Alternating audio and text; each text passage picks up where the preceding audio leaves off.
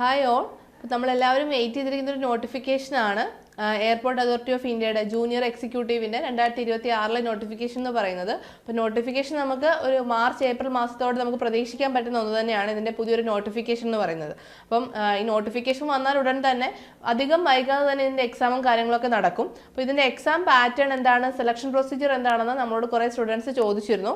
അപ്പം ഇതിൻ്റെ selection process വരുന്നത് 2 സ്റ്റേജസ് ആയിട്ടാണ്. അതിൽ സ്റ്റേജ് 1 ഓൺലൈൻ റിട്ടേൺ എക്സാമിനേഷനും സ്റ്റേജ് 2 വെരിഫിക്കേഷൻ, വോയിസ് ടെസ്റ്റ്, അതേപോലെ psychological assessment, physical medical examination തുടങ്ങിയ കാര്യങ്ങളാണ് സ്റ്റേജ് 2 ഉണ്ടാവുക.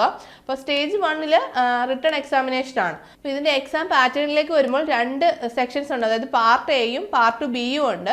അപ്പോൾ ടോട്ടൽ ടൈം ഡ്യൂറേഷൻ 120 മിനിറ്റ് ആണ്. 120 ക്വസ്റ്റ്യൻസ് ഉണ്ടായിരിക്കും, 120 മാർക്കിന്റെ. അതിൽ പാർട്ട് എയിൽ 60 ക്വസ്റ്റ്യൻസ്, പാർട്ട് ബിയിൽ 60 ക്വസ്റ്റ്യൻസ്, അങ്ങനെയാണ് വരുന്നത്. പാർട്ട് എയിൽ ഇംഗ്ലീഷ് ഉണ്ട് 20 മാർക്ക്, അതേപോലെ general intelligence and reasoning 15 mark, general aptitude 15 mark, general knowledge 10 mark. Part ബിയിൽ മാത്സ് 30 മാർക്ക്, ഫിസിക്സ് 30 മാർക്ക്. ഇങ്ങനെയാണ് ഇതിന്റെ മാർക്ക് ഡിസ്ട്രിബ്യൂഷൻ വരുന്നത്. മറ്റൊരു പ്രധാനപ്പെട്ട കാര്യം, ഇതിൽ നിങ്ങൾക്ക് നെഗറ്റീവ് മാർക്കിംഗ് ഇല്ല എന്നുള്ളതാണ്. അപ്പോൾ നെഗറ്റീവ് മാർക്ക് ഇല്ലാത്തൊരു എക്സാം ആണിത്. അപ്പം മാക്സിമം എല്ലാവരും നല്ല രീതിയിൽ തന്നെ പഠിച്ച് എഫേർട്ട് ഇട്ട് നല്ല രീതിയിൽ തന്നെ സിലബസ് കവർ ചെയ്ത് പോവുകയാണെങ്കിൽ നിങ്ങൾക്ക് സുഖമായിട്ട് ക്രാക്ക് ചെയ്യാൻ പറ്റുന്ന ഒരു എക്സാം തന്നെ ആയിരിക്കും ഇതെന്ന് പറയുന്നത്. അപ്പം നോട്ടിഫിക്കേഷൻ വരുന്നത് വരെ വെയിറ്റ് ചെയ്യാതെ നിങ്ങൾ എന്തായാലും നിങ്ങളുടെ പ്രിപ്പറേഷൻസ് സ്റ്റാർട്ട് ചെയ്ത് തുടങ്ങുക.